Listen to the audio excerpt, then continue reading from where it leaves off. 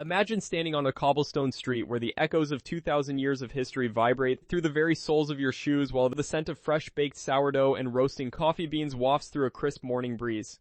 You are looking at a skyline that blends medieval spires with glass skyscrapers, and somehow it all feels perfectly harmonious. This is the magic of Europe, a continent that is relatively small in landmass, but immeasurably vast in its cultural depth and geographical diversity. Today we are embarking on a journey that spans from the sun-drenched azure coasts of the Mediterranean to the jagged frost-bitten peaks of the Northern Highlands. We are going to explore the wonders of Europe not just as a list of tourist traps, but as a collection of living, breathing stories that define what it means to be part of the old world. Most people think they know Europe because they have seen a picture of the Eiffel Tower or a postcard of a Venetian canal, but the true wonders are often hidden in the transitions between the famous landmarks. It is in the silent mountain passes of the Alps where the air is so thin and pure it feels like drinking water. It is in the remote villages of the Peloponnese where grandmothers still press olives by hand using techniques passed down through a dozen generations. We are going to dive deep into the architectural marvels that defied the laws of physics centuries ago and the natural landscapes that look like they were plucked straight from a high fantasy novel. Whether you are a seasoned traveler who has stamps on every page of your passport or a dreamer planning your very first big trip across the Atlantic, this exploration is designed to show you a side of the continent you have never seen before. We will break down the engineering genius of the Roman Empire, the artistic explosions of the Renaissance, and the rugged, untamed beauty of the Atlantic coastline. We will look at how the geography of this place shaped the people, and how the people in turn shaped the land into a masterpiece of human civilization. This is not just a travel guide, it is a deep dive into the soul of a continent that has birthed empires and survived revolutions. We are starting our adventure in the south where the cradle of Western civilization still burns bright under a Mediterranean sun before heading north into the mysterious mists of the Celtic fringe and the stark beauty of the Scandinavian wilderness. Get ready because we are about to uncover the spectacular wonders of Europe. Greece is one of those places that ruins you for everywhere else. I know that sounds dramatic, but hear me out. Once you have walked through ruins that are older than most civilizations, once you have seen a sunset paint the Aegean Sea in colors you did not think were real, once you have tasted food that makes you question every meal you have eaten before, something shifts inside you. You do not come back the same person. And today, I am going to show you exactly why. Now, before we dive in, I want you to imagine something. Imagine standing on a cliff edge. Below you, the sea is so impossibly blue it looks like someone poured sapphire ink into the Mediterranean. Behind you, white buildings cascade down a hillside like a frozen waterfall. The air smells like wild thyme and salt. A church bell rings somewhere in the distance. That is not a painting. That is not a screensaver. That is just a random Tuesday in Greece. This country has been calling to travelers for thousands of years. Literally thousands. The ancient Greeks invented the concept of sacred travel. Pilgrims would journey across the known world to visit the oracle at Delphi or compete in the original Olympic Games. Tourism is not some modern invention here. It is woven into the very fabric of what Greece is. And when you visit, you become part of a tradition that stretches back to the dawn of Western civilization. So let me take you on a journey. We are going to start where every story about Greece has to start. Athens. You cannot understand Greece without understanding Athens. This is the city where democracy was born, where philosophy was invented, where theater, mathematics, and medicine took their first shaky steps into existence. When you walk through the streets of Athens, you are walking on the same ground where Socrates argued with strangers and Aristotle taught Alexander the Great. That is not a metaphor. That is literally true. And towering above it all is the Acropolis. Now, you have seen pictures of the Parthenon, everyone has, but nothing prepares you for seeing it in person. When you climb that hill and the temple comes into full view, something happens in your chest. It is this overwhelming sense of time collapsing. This building was already ancient when Julius Caesar was alive. It was already 1,000 years old when the Roman Empire fell. And here it stands, battered and incomplete, but still breathtakingly beautiful, still commanding the skyline of a modern city of 4 million people. The best time to visit the Acropolis is early morning, right when it opens. You beat the crowds and the heat, and the light is absolutely perfect for photographs. That golden Mediterranean morning light hitting those marble columns is something you will remember for the rest of your life. But Athens is not just the Acropolis. Wander into the Plaka neighborhood, the oldest continuously inhabited area in the city. Narrow streets twist between neoclassical buildings draped in bougainvillea. Little cafes spill out onto cobblestone paths. You can sit there with a Greek coffee, which is strong enough to wake up your ancestors, by the way, and just watch the world go by. Street musicians play. Cats lounge in doorways. Old men argue about politics at tiny tables. It feels like stepping into a living, breathing postcard. Then there is the food. Oh, the food in Athens. Fresh grilled octopus with a squeeze of lemon. Spanakopita straight from the oven, the phyllo dough shattering at the slightest touch. Souvlaki from street vendors that somehow taste better than any expensive restaurant meal you have ever had. And the olive oil. Greek olive oil is on another level entirely. They drizzle it on everything, and honestly, they are right to do so. Now, from Athens, most travelers make their way to the islands, and this is where Greece transforms from impressive to absolutely magical. Let me talk about Santorini first, because it is the one everyone thinks of. And yes, it lives up to the hype. Completely, Santorini is actually the rim of an ancient volcanic caldera. The entire island is essentially the edge of a massive crater that filled with seawater after one of the largest volcanic eruptions in recorded history, roughly 3,500 years ago. Some historians believe this eruption may have contributed to the collapse of the Minoan civilization and could even be connected to the legend of Atlantis.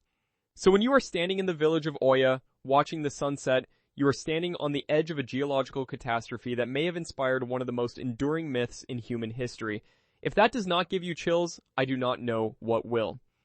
The architecture of Santorini is iconic for good reason. Those white cubic buildings with blue domed roofs were not designed by some trendy architect. They evolved out of practicality. The white paint reflects the brutal summer heat. The cave houses carved into the cliff face stay cool naturally. The blue domes mark the many small churches scattered across the island. Beauty born from necessity. There is something profoundly Greek about that. Santorini is also a wine lover's paradise. The volcanic soil produces grapes you cannot find anywhere else in the world. The Assyrtiko grape in particular thrives here, producing crisp white wines with an almost mineral quality that pairs perfectly with fresh seafood. Visit a winery perched on the caldera rim, taste a glass of Assyrtiko while overlooking the sea. And tell me that is not one of the finest moments a human being can experience. But I want to let you in on something. As stunning as Santorini is, the real magic of Greek islands often lies in the lesser-known ones. Take Milos, for example. This island in the Cyclades has some of the most extraordinary beaches you will ever see. We are talking about Sarykiniko, a lunar landscape of smooth white volcanic rock sculpted by wind and waves into surreal shapes that look like they belong on another planet. The contrast between the bright white stone and the deep turquoise water is almost hallucinogenic. And unlike some of the more famous spots, you can often have stretches of these beaches, mostly to yourself, especially if you visit in the shoulder season of May or early October. Or consider Naxos, the largest of the Cycladic islands. Naxos has everything. Beautiful beaches, ancient ruins, mountain villages, incredible local cheese and potatoes that are famous throughout Greece. There is a massive marble gateway called the Portera. Standing alone on a peninsula, the unfinished entrance to a temple of Apollo that was never completed.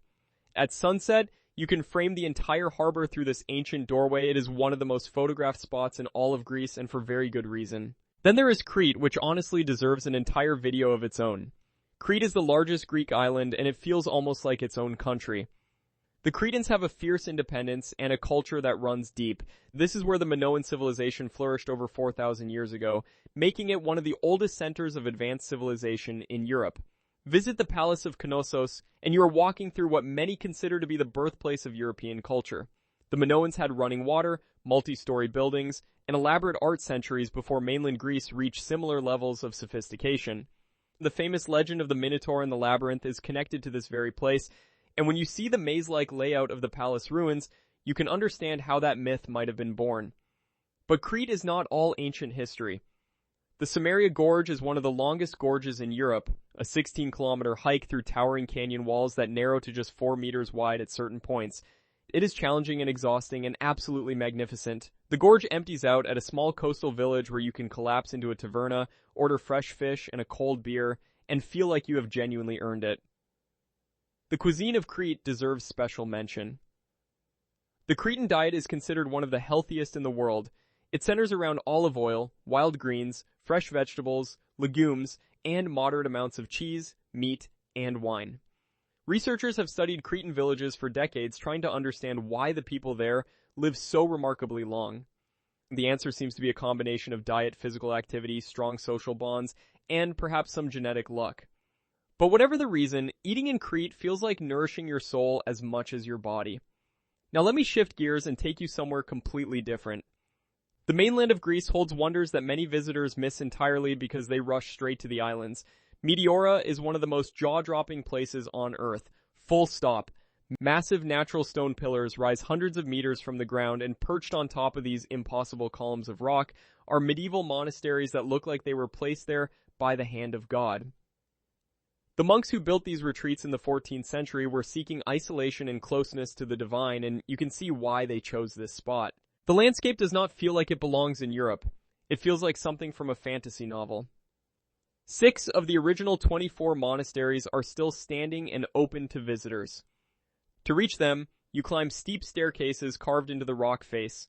Inside, you find centuries-old frescoes, quiet courtyards, and an almost overwhelming sense of peace.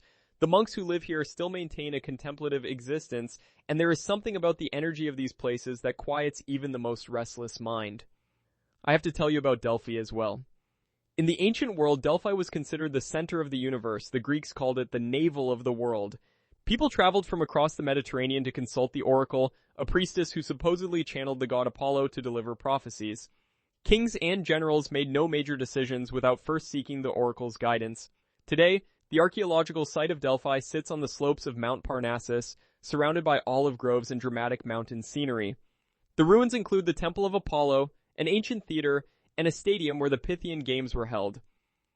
Walking along the sacred way, the path that ancient pilgrims followed up to the temple, you can almost feel the weight of the countless prayers and hopes that were carried along this road over the centuries.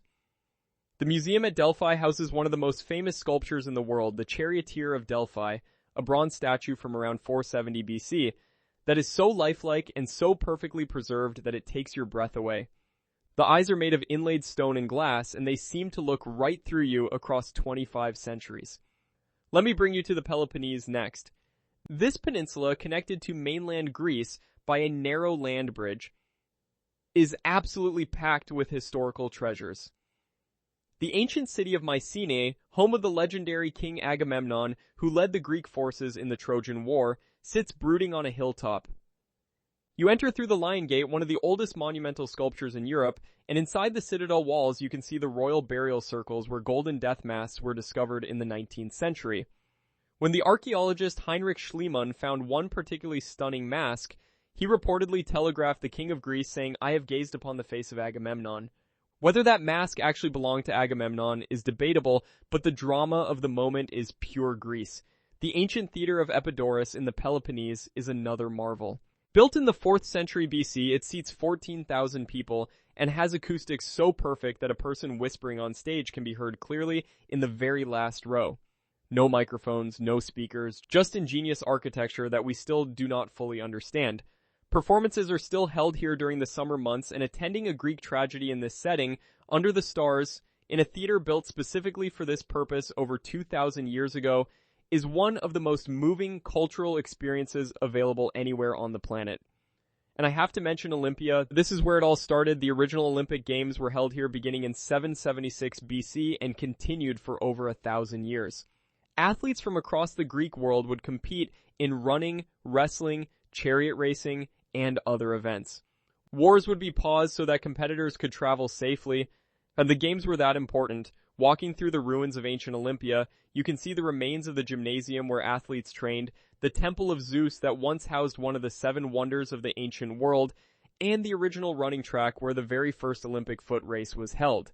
If you stand at the starting line and look down that track, knowing that countless athletes stood in this exact spot, striving for glory nearly 3,000 years ago, the hair on the back of your neck stands up.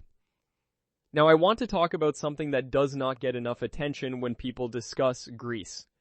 The people themselves. Greeks are some of the most hospitable people you will ever meet. There is a word in Greek, philoxenia, which literally translates to love of strangers.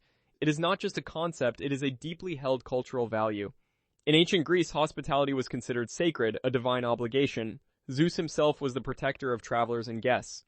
And that tradition is not faded. If you visit a small village in Greece and sit in a taverna, there is a very real chance someone will send a plate of food to your table or insist on buying you a drink. If you ask for directions, a local might walk you all the way to your destination rather than just pointing. In rural areas especially, being welcoming to visitors is not just politeness, it is a point of honor. I remember reading about a traveler who got lost in a mountain village and an elderly woman invited him into her home, fed him a full meal, gave him directions drawn on a napkin, and refused to accept any payment. She said it would bring shame on her house to take money from a guest. That story captures something essential about the Greek character. The pace of life in Greece is also something worth noting. Greeks have a relationship with time that feels fundamentally different from what most of us are used to. Meals are long, conversations are unhurried, the afternoon rest is still observed in many places, coffee is not something you grab on the run. It is something you sit with for an hour while watching the world. There is a wisdom in this approach to living that many of us in faster-paced societies have lost. Greece can help you find it again if you let it. Let me come back to the natural beauty because I have not done it justice yet. Greece has over 6,000 islands and islets, though only about 200 are inhabited. The coastline stretches for roughly 16,000 kilometers, which is extraordinary for a country its size. This means beaches. Endless, glorious, wildly varied beaches. You have the pink sand beach of Elefsonisi in Crete, where the sand literally glows rose-colored in the sunlight. You have Navaggio Beach on Zakynthos, the famous shipwreck beach enclosed by towering limestone cliffs that you have definitely seen in photographs, even if you did not know its name. You have the hidden coves of Kefalonia, the black volcanic beaches of Santorini, the long sandy stretches of Rhodes, and countless unnamed little patches of paradise that you stumble upon when you rent a boat and just explore. The water clarity in Greece is remarkable. In many places, you can see straight to the bottom, even in water that is 10 or 15 meters deep. Snorkeling and diving are extraordinary throughout the islands. Underwater caves, ancient shipwrecks, colorful marine life, and visibility that stretches on and on. The Mediterranean has been overfished in many areas, but Greece still has pockets of genuine marine abundance, particularly around some of the more remote islands. And then there are the mountains. People forget that Greece is one of the most mountainous countries in Europe. Mount Olympus, the legendary home of the gods, rises to nearly 3,000 meters. You can actually hike to the summit, and the trek takes you through dense forests, alpine meadows, and exposed rocky ridges. Standing on the peak where the ancient Greeks believed Zeus held court, looking out over a sea of clouds, is a spiritual experience regardless of your beliefs. The Vikos Gorge in northwestern Greece is another natural wonder that often gets overlooked. Listed in the Guinness Book of Records at one point as the deepest gorge in the world relative to its width, it cuts through the Zagori region, an area of stunning stone villages, arched bridges, and forested mountains that feels untouched by the modern world. I should talk about the seasons because when you visit Greece matters enormously. Summer is the obvious choice and the most popular, but July and August bring intense heat and massive crowds, especially on the famous islands. Prices peak and so do temperatures, regularly exceeding 35 degrees Celsius. The shoulder seasons are where the real magic happens. Late April through June and September through mid-October offer warm weather, manageable crowds, lower prices, and seas that are still perfectly swimmable, especially in the fall. Spring brings wildflowers that carpet the hillsides in color. Autumn brings the grape harvest and some of the most stunning light you will ever photograph. Even winter has its charms.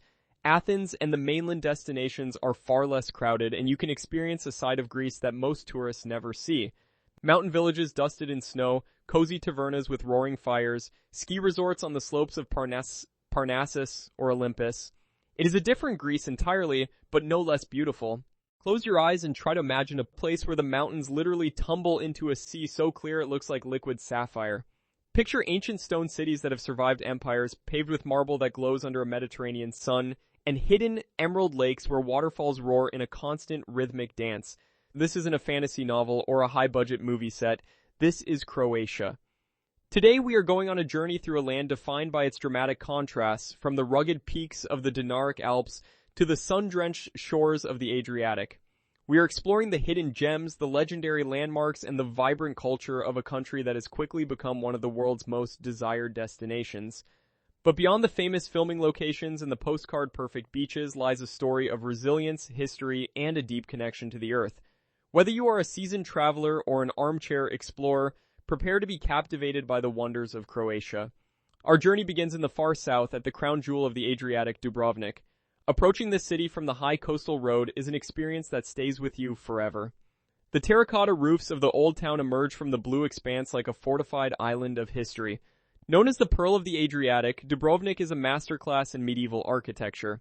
Walking across the drawbridge at Pilegate, you step out of the modern world and into a living museum. The Stradun, the city's main limestone-paved street, has been polished to a mirror-like sheen by centuries of footsteps. It is here that you feel the true pulse of the city, but the real magic happens when you climb the city walls. Stretching for nearly 2 kilometers, these fortifications have protected Dubrovnik for centuries. From this vantage point, you can see the intricate layout of the monasteries, the hidden garden courtyards, and the relentless waves of the sea crashing against the base of the stone ramparts. It is a perspective that makes you realize just how formidable this maritime republic once was.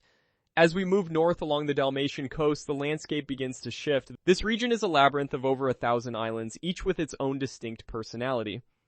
We stop first at Hvar, an island that perfectly balances glamour with rustic charm.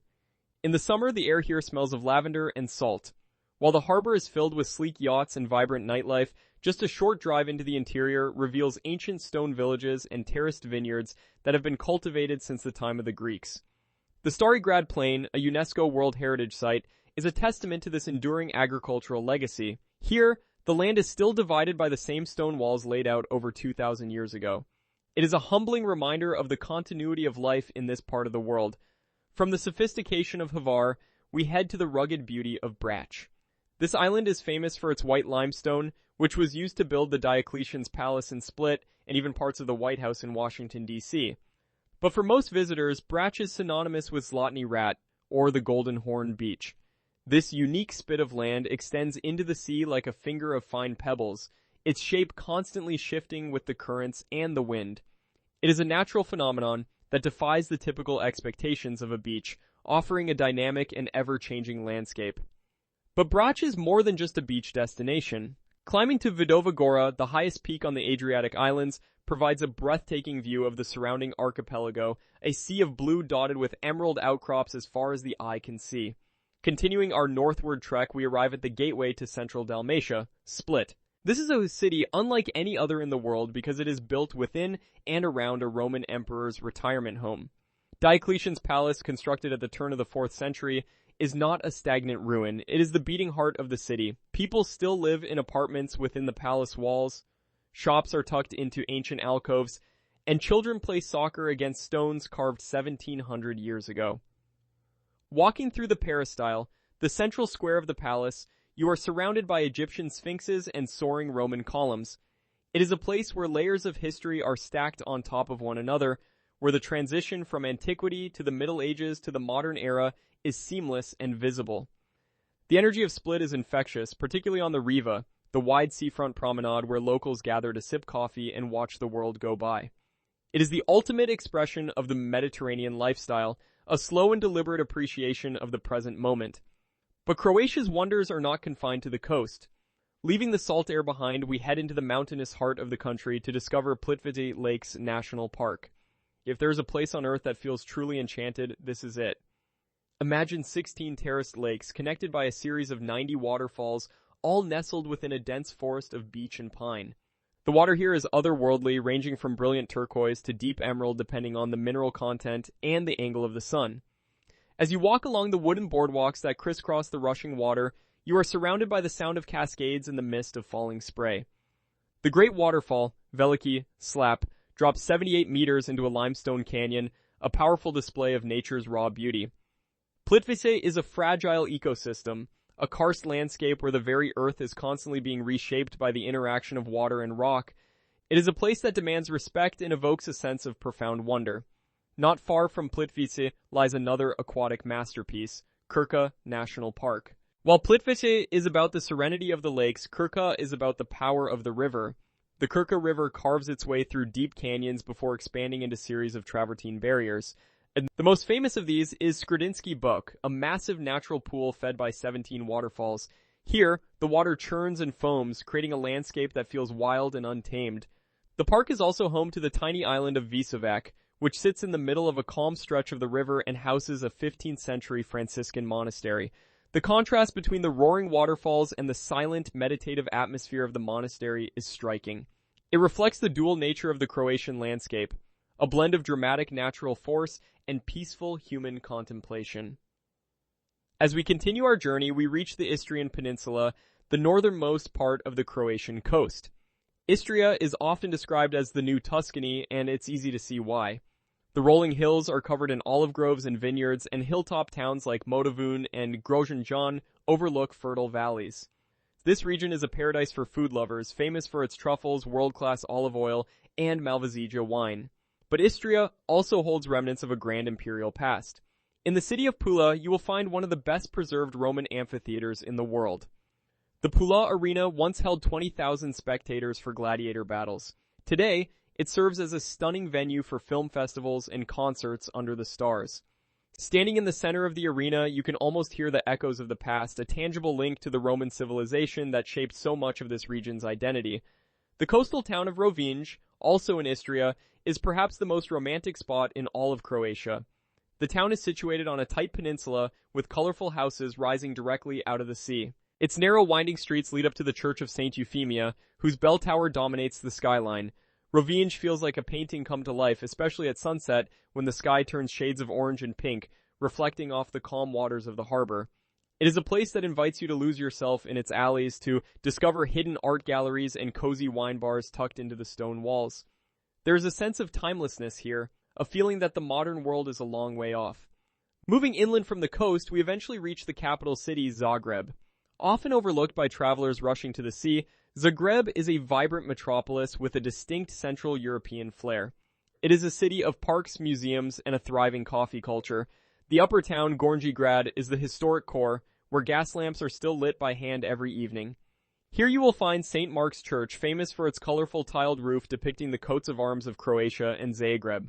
Below the upper town lies the lively Dolic Market, where farmers from the surrounding countryside bring their fresh produce, honey, and lace.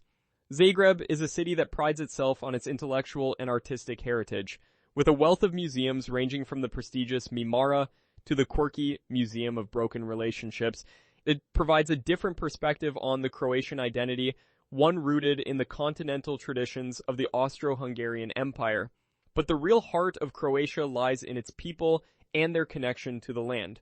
This is a country where traditions are held dear.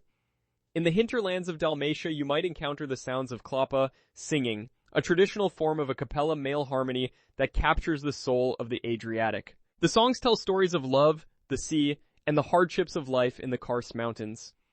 In the Zagorje region, north of Zagreb, traditional wooden toy making is still practiced, a craft that has been passed down through generations.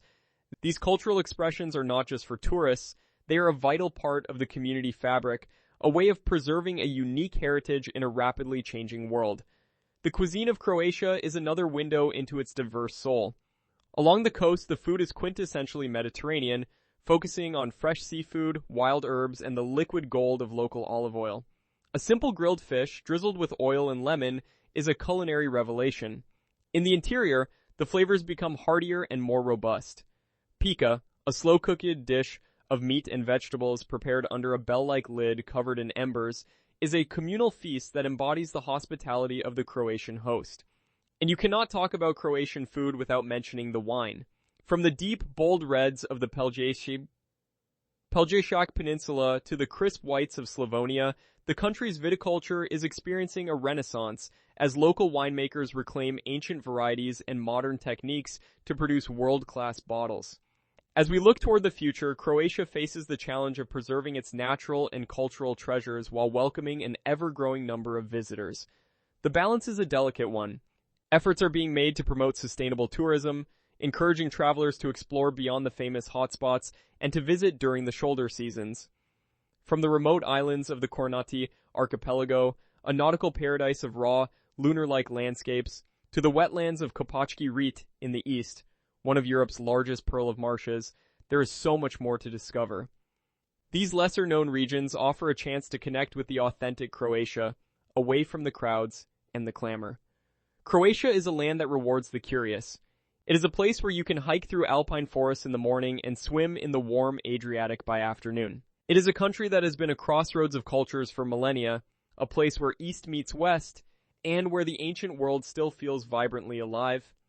Whether it's the architectural wonder of a Roman palace, the natural majesty of a cascading waterfall, or the simple joy of a meal shared with friends overlooking the sea, the wonders of Croatia are as diverse as they are deep. Reflecting on the journey we've taken, from the ramparts of Dubrovnik to the streets of Zagreb, it becomes clear that Croatia is more than just a collection of beautiful sights. It is a feeling. It's the sensation of sun-warmed stone under your feet, the bracing scent of pine needles in the mountain air, and the overwhelming blue of the horizon. It is a place that challenges your perceptions and awakens your senses.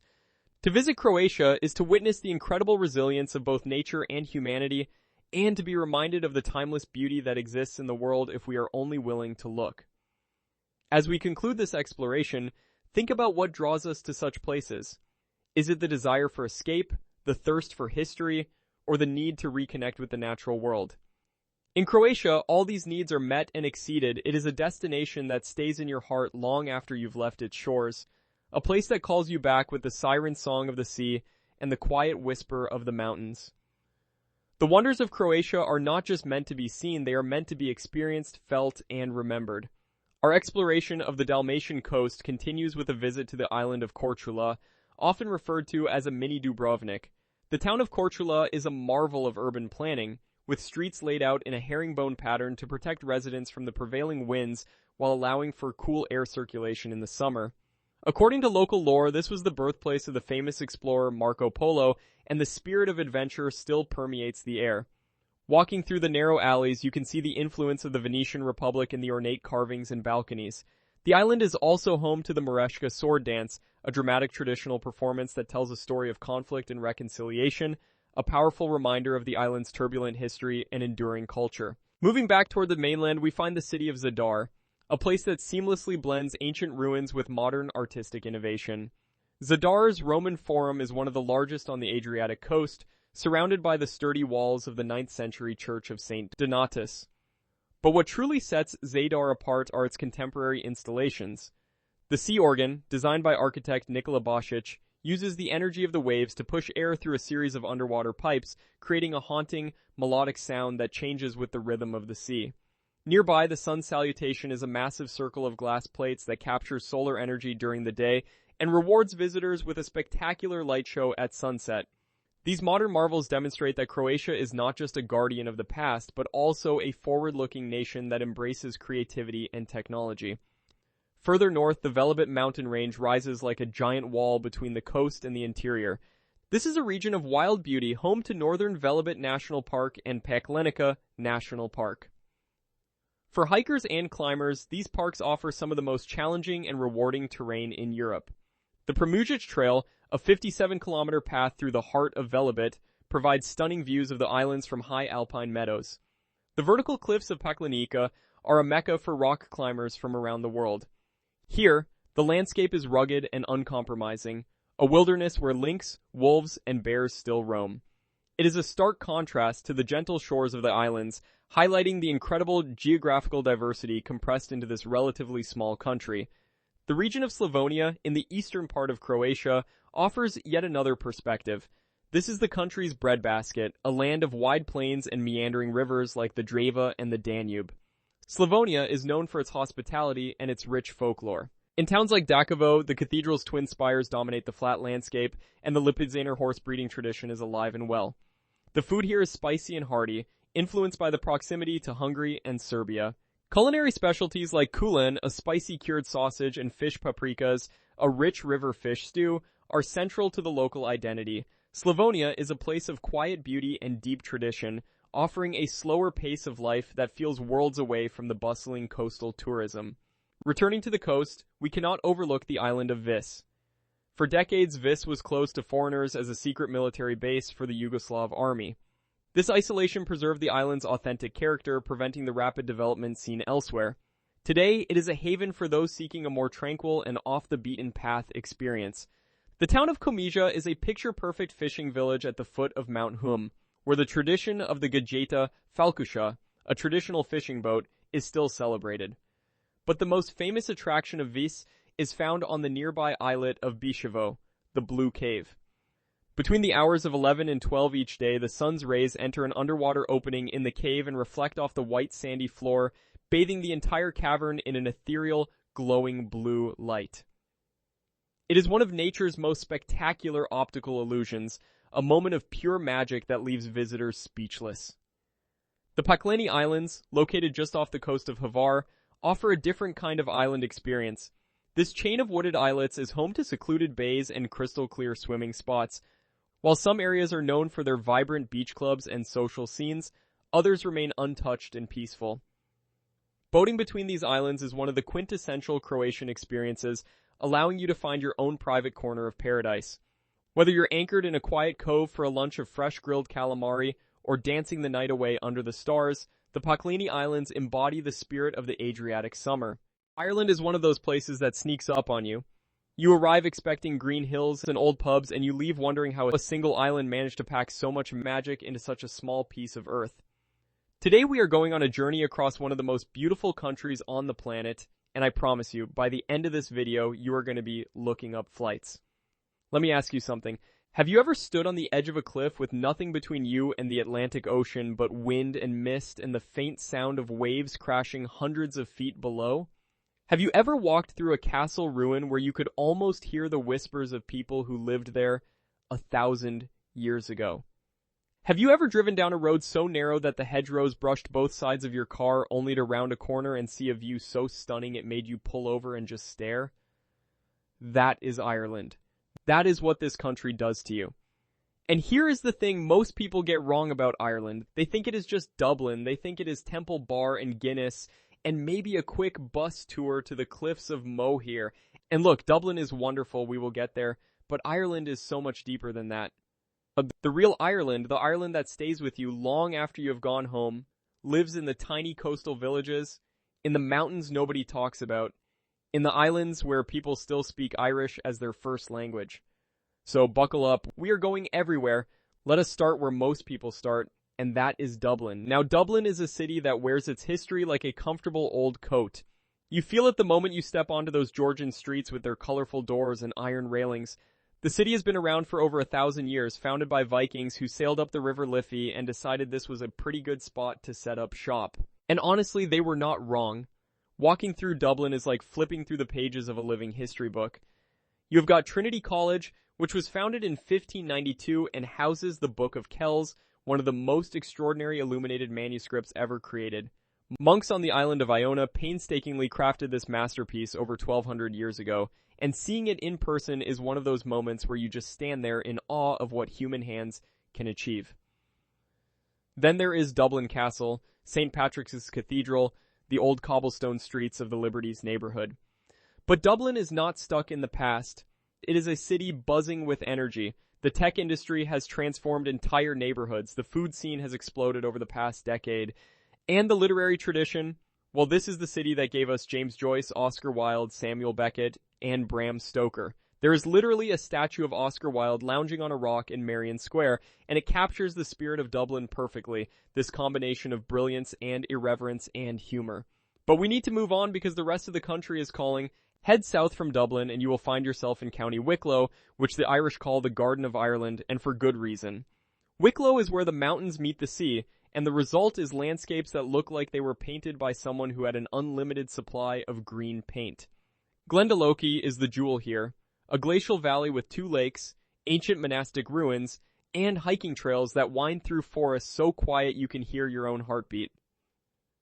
The monastic settlement there was founded in the 6th century by St. Kevin, and there is something profoundly peaceful about standing among those old stone buildings surrounded by nothing but nature. Now I want to take you to one of the most dramatic stretches of coastline on earth. We are heading west across the country to County Clare and the cliffs of Moher, and I know everybody talks about the cliffs of Moher, but there is a reason for that. These cliffs rise over 700 feet straight out of the Atlantic Ocean, stretching for about 8 miles along the coast. On a clear day, you can see the Aran Islands to the north and the mountains of Connemara beyond them. On a stormy day, and honestly stormy days might be even better, waves explode against the base of the cliffs and the wind hits you so hard you have to lean into it just to stay upright. But here's a tip that most travel guides will not tell you. Skip the main visitor center and walk south along the cliff path toward Hag's Head. The crowds thin out dramatically, and you get views that are arguably even better. There is a stone watchtower out there, and standing beside it with the Atlantic stretching out to infinity in front of you, that is one of those moments that reminds you why we travel in the first place. While we are in County Clare, we need to talk about the Burren. This is one of the most unique landscapes in all of Europe, and it does not get nearly enough attention. The Burren is a vast expanse of limestone karst, essentially a moonscape of cracked gray rock that stretches as far as you can see. But here's the magical part. In the cracks and crevices of that rock, wildflowers bloom in extraordinary abundance. Arctic and Mediterranean plant species grow side by side here, something that happens almost nowhere else on the planet. Scientists have been puzzling over the Burren's ecology for centuries. Walking through the Burren feels like walking on another planet. There are dolmens, ancient stone burial tombs scattered across the landscape. The most famous is Polnebrone Dolmen, a 5,000-year-old portal tomb that looks like a giant stone table rising out of the rock. Think about that for a moment. People built this structure 3,000 years before the Roman Empire even existed. Now let us continue up the west coast because this is where Ireland really starts to show off. The Wild Atlantic Way is one of the longest defined coastal routes in the world, stretching over 1,600 miles from County Cork in the south to County Donegal in the north. And driving it, or even just sections of it, is one of the great road trip experiences you can have anywhere. As you move into County Galway, the landscape shifts again. This is Connemara, a region of rugged mountains, peat bogs, and wild Atlantic beaches. The 12 Bends mountain range dominates the skyline, and Connemara National Park offers some of the best hiking in the country. But what makes Connemara special is not just the scenery. This is one of the strongholds of the Gaeltacht, the Irish-speaking regions. You will see road signs only in Irish. You will hear the language spoken in shops and pubs. It is a living connection to a culture that stretches back thousands of years. Galway City itself is something special. It is small enough to walk across in 20 minutes, but it punches so far above its weight in terms of culture and atmosphere that it regularly gets named one of the best cities in Europe to visit. The streets are filled with buskers and street performers. The pubs overflow with traditional music sessions that start spontaneously and can go on until the early hours. There is an energy to Galway that is hard to describe but impossible to miss. If Dublin is Ireland's head, Galway is its heart. From Galway, many people take a ferry or a small plane out to the Aran Islands, and this is something I cannot recommend strongly enough. The three islands, Innismore, Innismeain, and Innisoir, sit out in Galway Bay like stepping stones into the Atlantic. Life moves at a different pace here. People get around by bicycle or horse-drawn cart. The stone walls that crisscross the islands have been built and rebuilt for centuries. And on Innismore, you will find Dún Angasa, one of the most spectacular prehistoric stone forts in Europe, perched right on the edge of a 300-foot cliff. Standing there, with nothing between you and America but 3,000 miles of ocean, you feel like you are standing at the edge of the world. And in a way, for thousands of years, people believed you were. Let us keep moving north. County Mayo is next, and it is absolutely gorgeous in a wild, untamed way that feels different from the rest of Ireland. Croagh Patrick, Ireland's holy mountain, rises above Clew Bay like a perfect cone. Every year, tens of thousands of people climb it, many of them barefoot, on the last Sunday of July, in a tradition that goes back to St. Patrick himself, and the views from the summit are extraordinary. Looking out over Clew Bay with its hundreds of tiny islands, it is the kind of panorama that makes you understand why people have considered this place sacred for millennia. Nearby, Achill Island is connected to the mainland by a bridge and offers some of the most dramatic scenery in the country. The beaches there, particularly Keem Bay, are jaw-dropping. Picture white sand, turquoise water, and massive cliffs surrounding a sheltered cove. You would swear you were in the Mediterranean if it were not for the wind reminding you that no, you are very much in the North Atlantic. Now we reach what I think might be the most underrated part of Ireland. County Donegal. Oh, this is as far north as you can go on the island, and it is absolutely wild. The sea stacks at Slieve League are taller than the cliffs of Moher, but get a fraction of the visitors. The beaches at Malin Head, the northernmost point of the island, are breathtaking. And the interior of Donegal, with its mountains and glens and lakes, has a sense of solitude and remoteness that is increasingly hard to find in Europe. Donegal is also where you will find some of the best traditional Irish music. The Donegal fiddle tradition is world-renowned, and on any given night in a small pub in a small town, you might stumble into a session that would rank among the best musical experiences of your life. That is one of the beautiful things about Ireland. The best moments are often the ones you do not plan.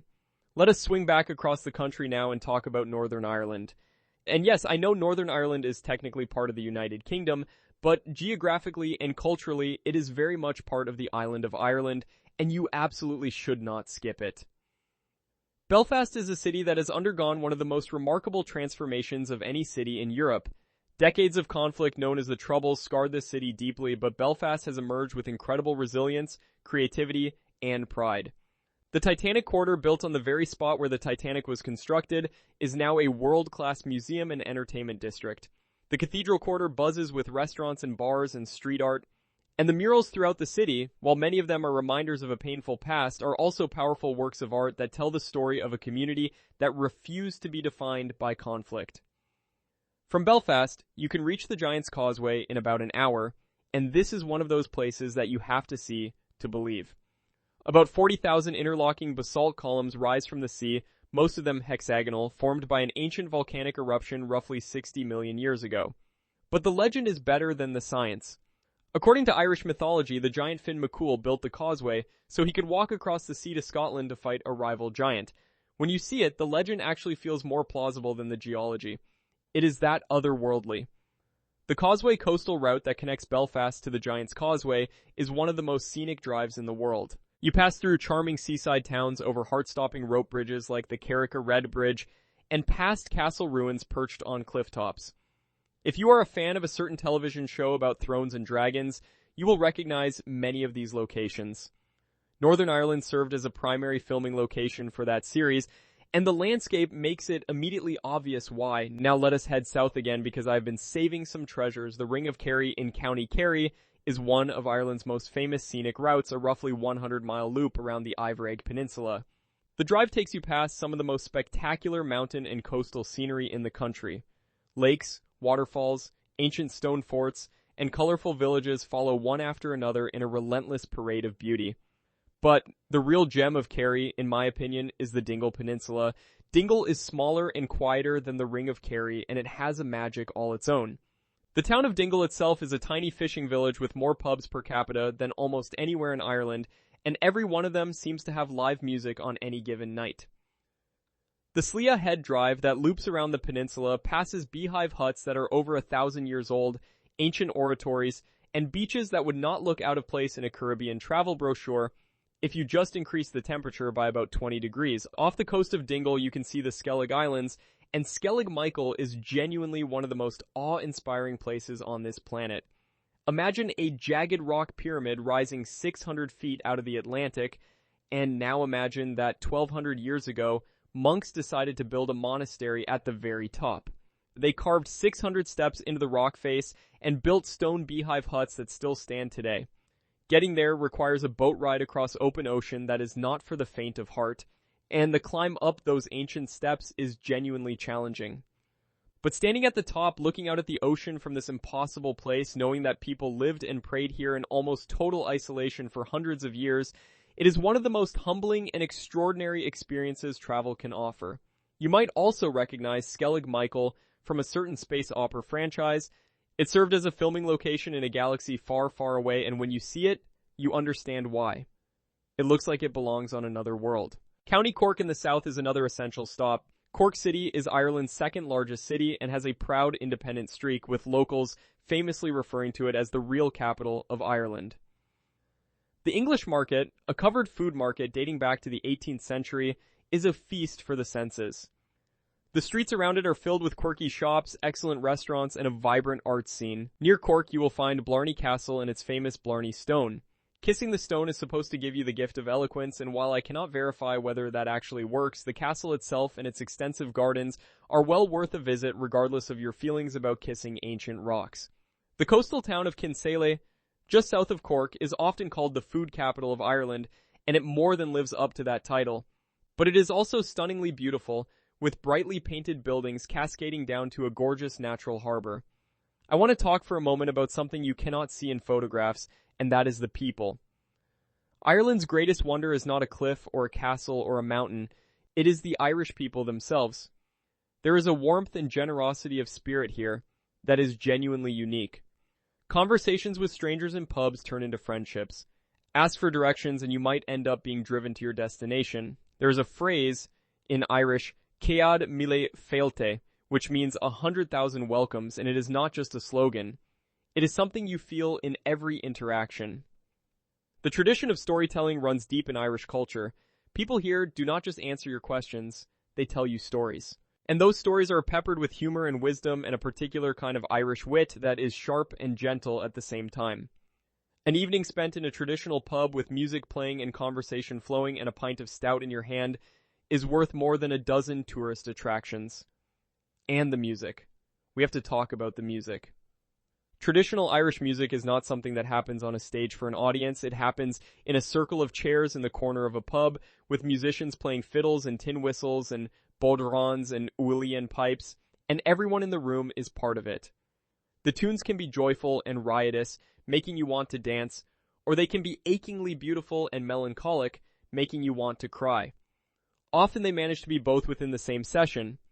This musical tradition has been passed down orally for centuries, and experiencing it live in its natural habitat is one of the truly great cultural experiences available anywhere in the world.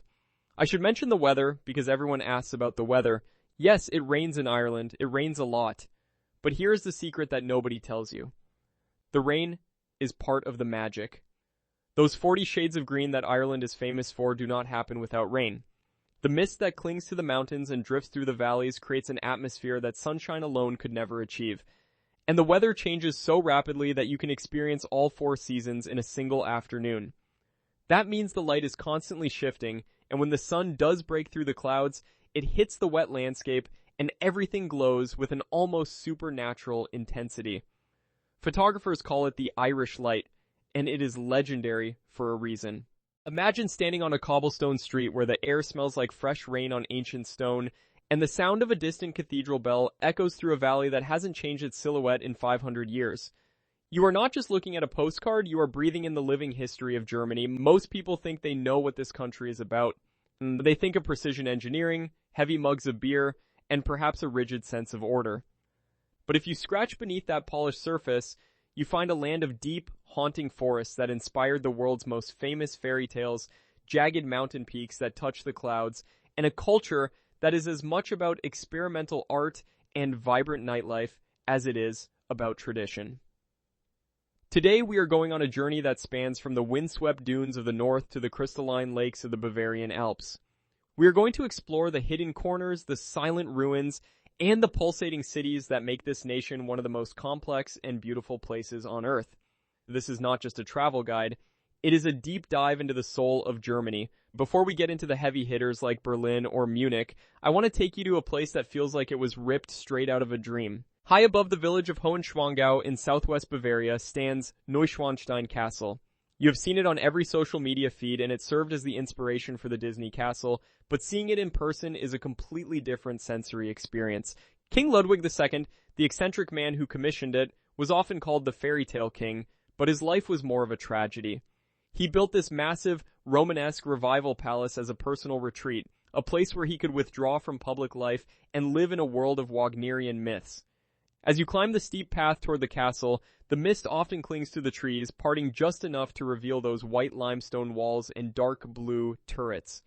Inside, it is a fever dream of gold leaf, heavy silk, and intricate wood carvings. It is a monument to imagination, but also to a man who felt out of place in his own time. Standing on the Marienbrücke Bridge, looking back at the castle perched on its jagged rock, you realize that Germany is a place where the line between reality and fantasy is often blurred. But Germany is not just about the past. To understand the heart of the modern nation, you have to go to Berlin. This is a city that has been destroyed, divided, and rebuilt, and that scarred history gives it an energy you won't find anywhere else in Europe. It is raw, it is gritty, and it is incredibly creative. Walking along the East Side Gallery, you see the remnants of the Berlin Wall, now covered in vibrant murals that tell stories of hope, protest, and freedom.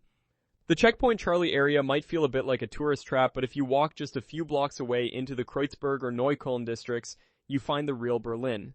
This is where the world meets. You can grab a doner kebab from a street stall that has been run by the same family for decades. then walk into a contemporary art gallery housed in a former concrete bunker. The Brandenburg Gate stands as a symbol of unity now, but standing beneath it, you can almost feel the weight of the 20th century.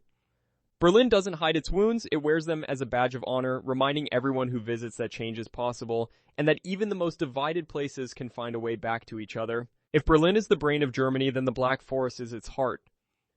Located in the southwest corner of the country, this dense evergreen canopy covers nearly 6,000 square kilometers.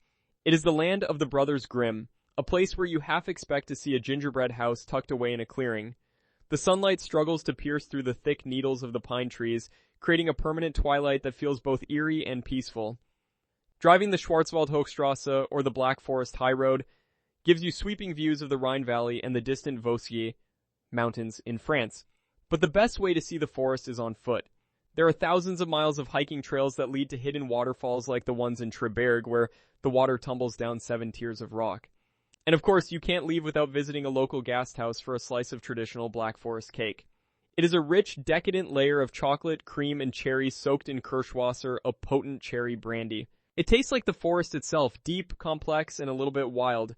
Let's move north toward the coast, a region often overlooked by international travelers who tend to stick to the southern mountains. The Hanseatic city of Hamburg is a maritime powerhouse.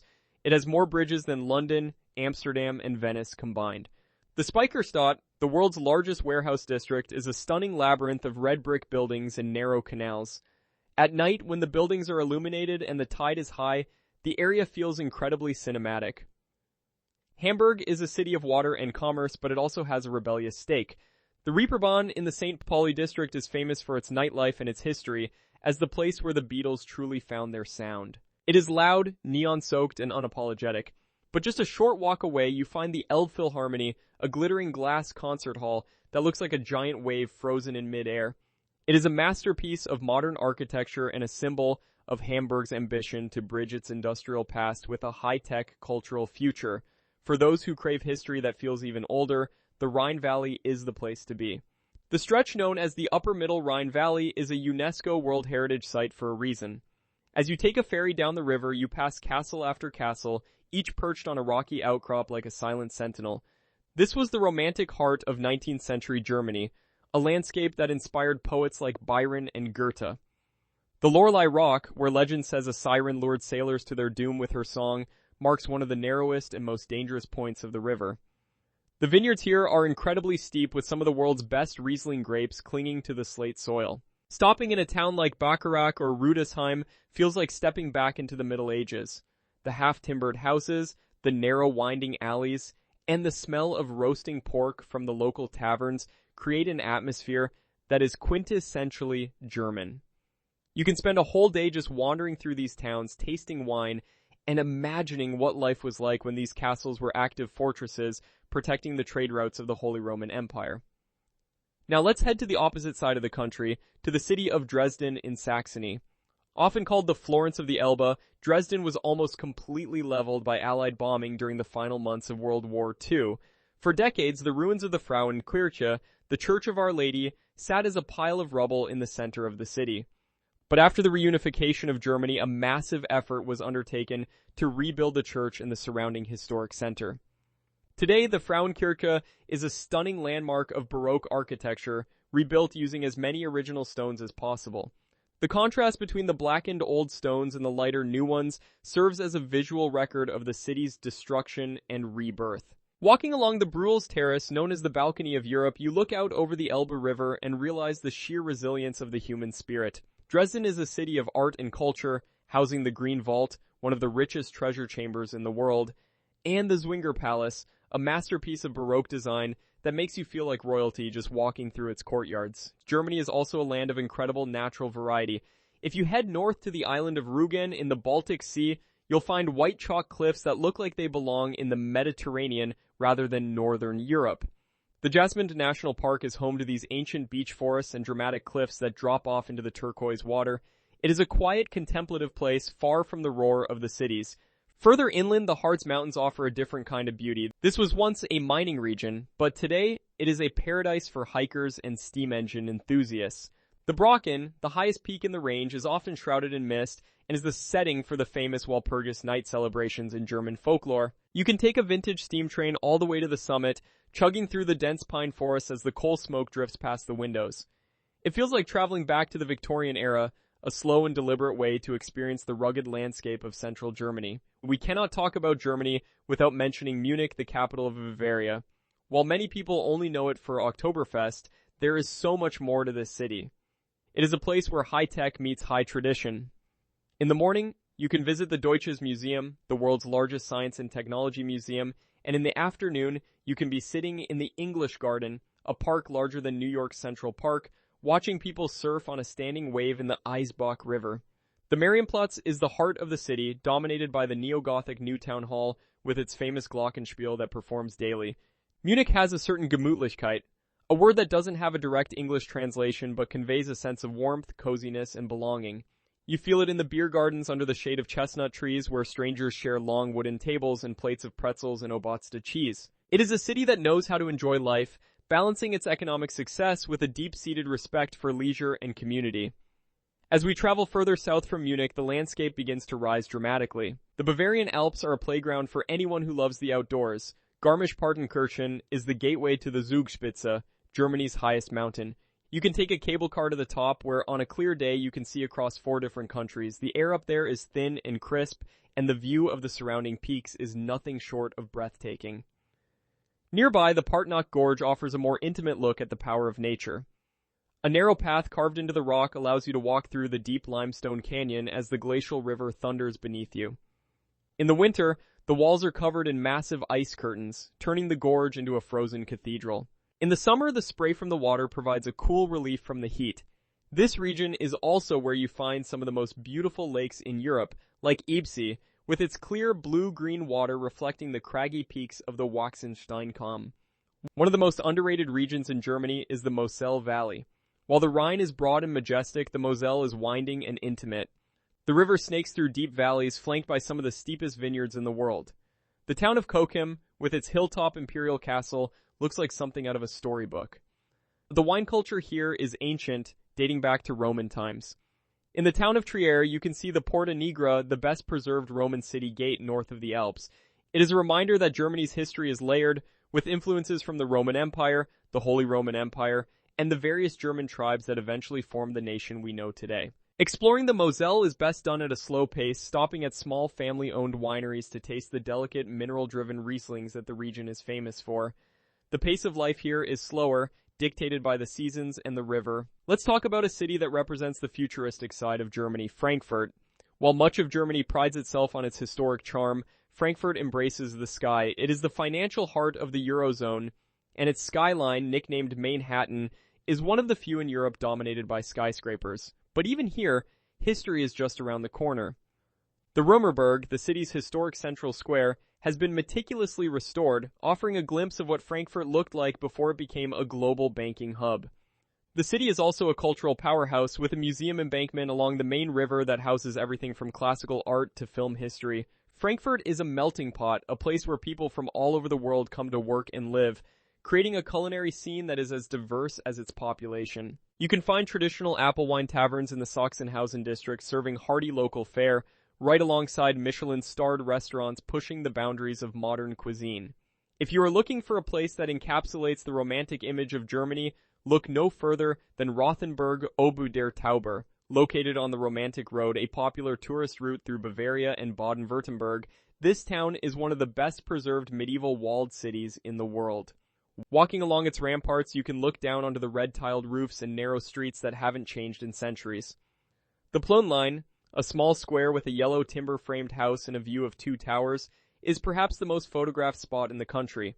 It is easy to see why. There is a sense of timelessness here. Even if the town can get crowded with tourists during the day, if you stay the night, you can join the Night Watchman's tour. As the sun sets and the crowds thin, the watchman leads you through the darkened streets, telling stories of the town's history, its legends, and its survival through the centuries.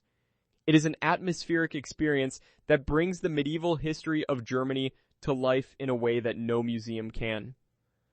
Further north, the city of Cologne, or Köln, is defined by its massive cathedral. The Kölner Dom is a masterpiece of Gothic architecture that took over 600 years to complete.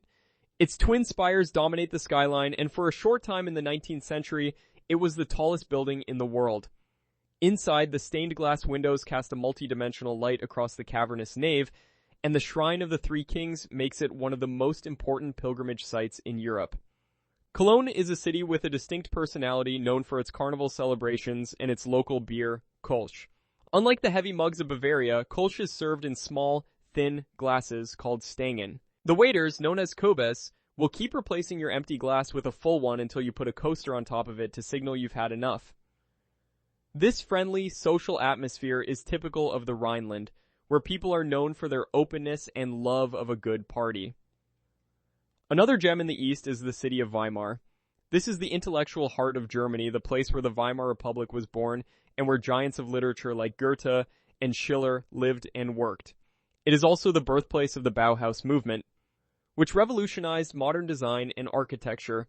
The city is small enough to explore on foot, and every corner seems to have a connection to some major cultural or historical event. The park on the Ilm, designed in part by Goethe himself, is a beautiful example of an English-style landscape garden, perfect for a quiet afternoon stroll. Weimar is a reminder that Germany has always been a place of intense intellectual and artistic debate, a country that has survived political extremes to emerge as a center of European culture and thought. For nature lovers who want something truly unique, the Saxon-Switzerland National Park near the Czech border is a must-see. This is not the Alps.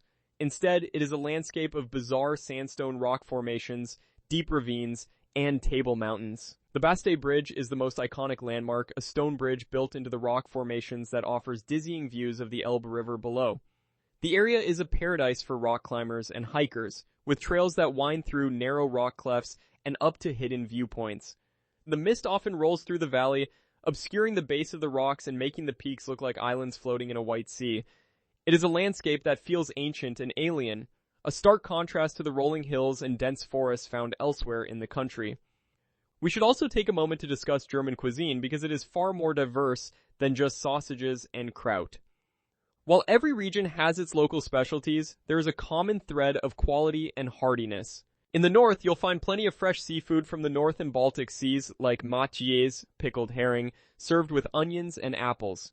In the west, the heavy influences of French cuisine are apparent, while in the east you find hearty dishes like Königsberger Klopse, veal meatballs in a caper sauce.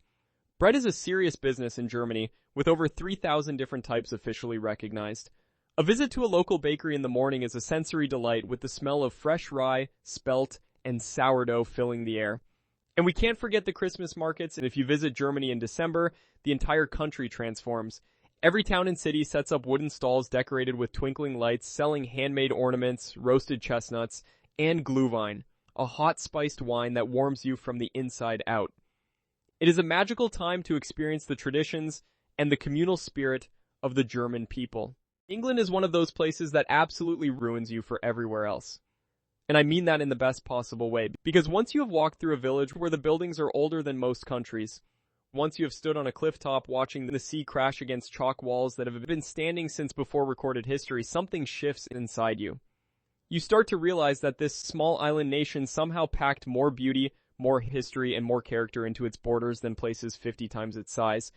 And today, I'm going to take you on a journey through the wonders of England. Not the England you think you know from movies and television, not just Big Ben and red phone boxes. I am talking about the England that takes your breath away, the hidden corners, the ancient landscapes, the places that make you feel like you have stepped through a crack in time. By the end of this video, you will have a completely different picture of what this country really looks like. So let me start with something that surprises almost everyone who visits England for the first time. The countryside. People come expecting gray skies and rain, and sure, England gets its fair share of drizzle. But what that rain creates is extraordinary. It creates a green so vivid, so impossibly lush, that it almost does not look real. Rolling hills that seem to breathe as the wind moves across them, fields stitched together by ancient hedgerows and meadows scattered with wildflowers that painters have been trying to capture for centuries. The Cotswolds is probably the most famous example of this. Picture honey-colored stone cottages with thatched roofs lining narrow lanes, gardens spilling over with roses and lavender, streams running underneath tiny bridges, villages with names like Bourton on the Water and Castlecombe and Bybury. These are not movie sets, although plenty of movies have been filmed here, because the beauty is so concentrated it almost feels staged. Walking through the Cotswolds on a summer morning, with the mist still hanging low in the valleys and the church bells echoing across the fields, is one of those experiences that fundamentally changes how you see beauty. But here's the thing, the Cotswolds is just the beginning. Move further north and you find the Lake District, which is quite possibly one of the most beautiful places on Earth. I know that is a bold claim. I stand by it. The Lake District is where England flexes every natural muscle it has. Towering mountains reflected perfectly in glass-still lakes. Ancient woodlands where the trees twist into shapes that look like something from a fantasy novel. Waterfalls that tumble down moss-covered rocks into pools so clear you can count the pebbles at the bottom. There is a reason poets like William Wordsworth made this their home. There is a reason Beatrix Potter set her stories here. The Lake District has a magic to it that words genuinely struggle to capture, and unlike a lot of famous natural destinations around the world, it is not overrun with crowds. You can walk for hours along a ridge trail and see nothing but sheep and sky and mile after mile of jaw-dropping scenery: Helvellyn, Scafell Pike, Coniston Water, Windermere, Derwent Water. Every single name on the map delivers something unforgettable. Now let me take you somewhere completely different. The English coastline. This island nation has over 2,000 miles of coast, and it is astonishingly varied. On the south coast, you have the White Cliffs of Dover, those iconic chalk faces that rise dramatically from the English Channel. Standing on top of those cliffs, looking out toward France on a clear day, you feel the weight of history pressing against your back. This is where England has greeted and repelled visitors for millennia. Soldiers, traders, invaders, immigrants, those white walls have seen it all. But the drama does not stop at Dover. Travel west along the coast and you reach the Jurassic Coast in Dorset, a UNESCO World Heritage Site where the cliffs tell the story of 185 million years of Earth's history. The rocks shift from white to orange to deep red as you walk, each color representing a different geological era. Durdle Door, that famous natural limestone arch reaching into turquoise water, is one of those landmarks that stops you in your tracks no matter how many photographs you have seen of it before. The real thing is always more impressive. Keep going west and you reach Cornwall, and Cornwall is something else entirely. Rugged cliffs, hidden coves, fishing villages clinging to steep hillsides, turquoise waters that you genuinely cannot believe are in England. Places like St. Ives with its white sand beaches and artist studios, or Tintagel where the ruins of a castle sit perched on a cliff edge surrounded by legend and sea spray. Cornwall is where King Arthur supposedly held court, and when you stand on those cliffs watching the Atlantic thunder against the rocks below, you understand why people believed in legends here. The landscape demands myth. And speaking of history, let me talk about the thing England does better than almost anywhere else on the planet: preserving it. Like, this country is layered with history like geological strata. Every town, every village, every city has stories embedded in its stones. And unlike many places where ancient history has been paved over or torn down, England has kept extraordinary amounts of it intact and accessible. Start with Stonehenge, obviously. Whatever you think about Stonehenge before you see it, nothing quite prepares you for the real thing. Those massive stones standing in a circle on Salisbury Plain, placed there roughly 5,000 years ago by people we still do not fully understand. The mystery of it is part of the power. How did they move stones weighing 25 tons from Wales over 150 miles away without wheels or metal tools? Why did they arrange them to align with the solstice sun? What ceremonies took place within that circle? We have theories, but the truth is buried in deep time. And standing there, watching the shadows shift across those ancient pillars, you feel genuinely humbled by the depth of human history on this ground. But Stonehenge is just the most famous example. England is dotted with prehistoric monuments, Roman ruins, medieval castles, and Tudor mansions. The Roman baths in the city of Bath give you a window into life 2,000 years ago, when the Romans built an elaborate bathing complex around natural hot springs. You can still see the original lead-lined pool, still filled with steaming water, surrounded by columns and statues and engineering that makes you wonder how a civilization this advanced could ever have fallen. Bath itself deserves its own moment. The city is a masterpiece of Georgian architecture, all pale golden stone crescents, and terraces cascading down green hillsides. The Royal Crescent, a sweeping arc of 30 townhouses, is one of the most photographed buildings in England for good reason. The entire city has a harmony to it, a sense of proportion and elegance that makes you want to walk slowly and absorb every detail. Jane Austen lived here and set two of her novels here, and the city has barely changed since her time in terms of its essential character. Now from Bath, let me take you to somewhere that embodies a completely different kind of English beauty. York. This northern city is surrounded by medieval walls you can actually walk along, giving you an elevated view of a city that has been continuously inhabited for nearly 2,000 years. At its heart stands York Minster, one of the largest Gothic cathedrals in northern Europe. The scale of it is almost incomprehensible. It took over 250 years to build, and every inch of it reflects the ambition and devotion of the people who created it. The stained glass windows alone, particularly the Great East Window, are among the finest medieval artworks in existence. But York is not just about the minster. The Shambles, a narrow medieval street with timber frame buildings leaning so close together they nearly touch overhead, is often called the best preserved medieval street in Europe. Walking down it feels like stepping into a different century. And the city's Viking heritage, explored brilliantly in the Jorvik Center, adds yet another layer to a place where history is not something you read about in books. It is something you walk through every single day. Let me shift now to something that catches a lot of visitors off guard. The sheer variety of landscapes within England. This is not a big country. You can drive from the southern coast to the northern border in about 6 hours. But in that relatively short distance, you pass through an astonishing range of terrain. The Peak District, sitting in the heart of the country, offers wild moorlands, dramatic limestone dales, and some of the best hiking in England. Stanage Edge, a gritstone escarpment that stretches for miles, is the kind of place that makes you feel wonderfully small. Below it, valleys dotted with stone villages and crossed by ancient packhorse bridges look like they have not changed in centuries. The Yorkshire Dales further north are equally stunning, but with a character all their own. Wide open valleys flanked by limestone scars, punctuated by waterfalls and crossed by dry stone walls that pattern the landscape like a giant quilt. Malham Cove, a curved cliff of limestone pavement formed by glacial meltwater thousands of years ago, is one of those natural formations that makes you stop and stare and try to wrap your mind around the forces that created it. And then there is Northumberland, the wildest and least populated county in England. Vast empty beaches, dark sky reserves where you can see the Milky Way with the naked eye, and the remains of Hadrian's Wall, built by the Roman Emperor Hadrian nearly 2,000 years ago to mark the northern limit of the Roman Empire. Walking along that wall, with the wind tearing across the crags and not another person in sight, is one of the most evocative experiences England offers. You are literally tracing the boundary of one of the greatest civilizations in human history. Now I have to talk about the cities, because English cities are something special. London gets most of the attention, and deservedly so. It is one of the great cities of the world. But I want to go beyond the tourist highlights for a moment. Yes, the Tower of London is incredible. Yes, Buckingham Palace and Westminster Abbey and the Houses of Parliament are magnificent.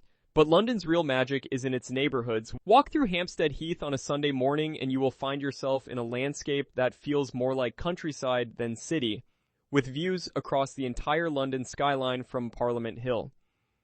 Explore the street markets of Portobello Road or Borough Market, and you will taste the multicultural heartbeat of a city that has absorbed influences from every corner of the globe. Sit in one of the ancient pubs in the City of London, where the walls are darkened by centuries of smoke and conversation, and you will feel connected to a tradition of gathering and storytelling that goes back generations beyond count. But beyond London, cities like Oxford and Cambridge offer something no other country can quite match. These university cities, with their ancient colleges built around quiet courtyards, their libraries holding manuscripts that predate the printing press, their traditions that stretch back to the 13th century, represent a concentration of intellectual and architectural heritage that is genuinely staggering. Walking through the Bodleian Library in Oxford or across the Bridge of Sighs in Cambridge, you are walking through spaces where some of the most important ideas in human history were born and debated and refined. Then there is Durham, with its cathedral and castle perched on a rocky peninsula above a river bend, a sight so dramatic it looks like it was designed by a movie director rather than medieval monks. There is Bristol, vibrant and colorful, with Brunel's suspension bridge spanning a gorge that would be impressive even without a Victorian engineering masterpiece draped across it. There is Liverpool, with its waterfront architecture and musical heritage, and the kind of warmth and humor in its people that makes you feel welcome from the very first conversation. Let me circle back to something I mentioned earlier, because I think it deserves more attention. The English Garden. Now I know that might sound like a minor thing compared to castles and coastlines, but hear me out. The English Garden is one of the country's great art forms, and it is everywhere. From the grand landscapes of Capability Brown at places like Blenheim Palace and Chatsworth House to the cottage gardens bursting with color in tiny villages, England has elevated gardening to something that borders on the spiritual. The gardens at Sissinghurst in Kent, created by Vita Sackville West, are a masterclass in using plants to create rooms of color and texture and mood. The gardens at Great Dixter in Sussex, championed by Christopher Lloyd, showed that gardens could be wild and exuberant and rule-breaking while still being beautiful.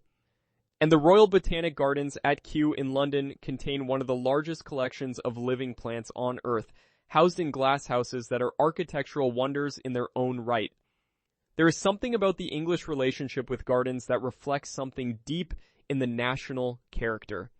This idea that beauty is worth cultivating, that patience and care and attention to detail can transform even a small patch of ground into something extraordinary. When you walk through an English garden in full bloom with bees humming through the lavender and butterflies drifting between the foxgloves, you understand that this is not just horticulture. This is an expression of a culture that believes in making things beautiful. Now I want to take you somewhere unexpected. The English countryside at night. Because England has some of the darkest skies in Europe, particularly in the north. Northumberland International Dark Sky Park is one of the largest areas of protected dark sky in Europe, and on a clear night, the view is life-changing. The Milky Way stretches from horizon to horizon, stars upon stars upon stars, more than you believed possible. In a world increasingly flooded with artificial light, these dark skies are a treasure beyond measure. But even outside the designated dark sky areas, the English countryside at night has a quality to it that is profoundly peaceful. Owls calling across moonlit fields, the distant sound of a river, the silhouette of a church spire against a star-filled sky. These are the moments that do not make it onto postcards, but that stay with you long after the trip is over. Let me talk about something else that makes England special as a travel destination. Accessibility. Unlike many countries where the greatest wonders require days of travel to reach, England puts its treasures remarkably close together. You can visit Stonehenge in the morning, explore Bath in the afternoon, and be in the Cotswolds for dinner. You can take a train from London to York in under 2 hours, from York to the Lake District in another 90 minutes. The country's size, which might seem like a limitation, is actually one of its greatest strengths as a travel destination. Everything is within reach. And the infrastructure for exploring is superb. Thousands of miles of public footpaths crisscross the country, many of them ancient routes that have been walked for centuries. The right to roam across open land means that the landscape is genuinely open to everyone. National Trust properties, English heritage sites, and countless local museums and galleries make the country's history and culture accessible in a way that few nations manage. The food scene also deserves mention, because England has undergone a quiet revolution in the last 2 decades. Gone are the days when English food was a punchline. Today, the country has some of the best restaurants in the world, from Michelin-starred dining rooms to street food markets to gastropubs serving elevated versions of classic dishes. A proper Sunday roast in a country pub with perfectly roasted meat and Yorkshire puddings and all the trimmings is one of life's great pleasures. Fresh fish and chips eaten on a harbor wall with seagulls circling overhead is another. And the cream teas, scones with clotted cream and jam served with a pot of tea, are worth the trip alone. I want to finish by talking about something intangible but absolutely essential to understanding what makes England wonderful. It is the atmosphere, the feeling you get when you are there. England has a particular quality of light, especially in the late afternoon when the sun sits low and everything turns golden. The English light has a softness to it, a warmth that makes landscapes glow, and buildings seem to radiate from within. Turner painted it, Constable painted it, every landscape photographer who visits falls in love with it. And then there is the sound of England.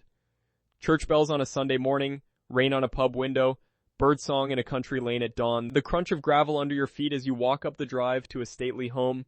These sounds form a soundtrack that is unmistakably English, and they contribute to an atmosphere that is at once peaceful and deeply stimulating. There is also the people. The English reputation for reserve hides a warmth and a wit that reveals itself the moment you step into a local pub or strike up a conversation at a bus stop. The humor is dry and self-deprecating. The hospitality is genuine even when it is understated. And the pride in local places, local traditions, and local history is palpable everywhere you go. Ask someone in the Lake District about their favorite walk, and you will get a 30-minute conversation filled with passion and detail. Ask someone in Cornwall about the best beach and prepare for a spirited debate. Do you want to see the most unreal places on Earth? Watch this video right here. From breathtaking landscapes and hidden gems, to places that honestly don't even look real, this journey will completely blow your mind. These are some of the most beautiful, unique, and unforgettable destinations you'll ever see. And every location gets more incredible than the last. See you there.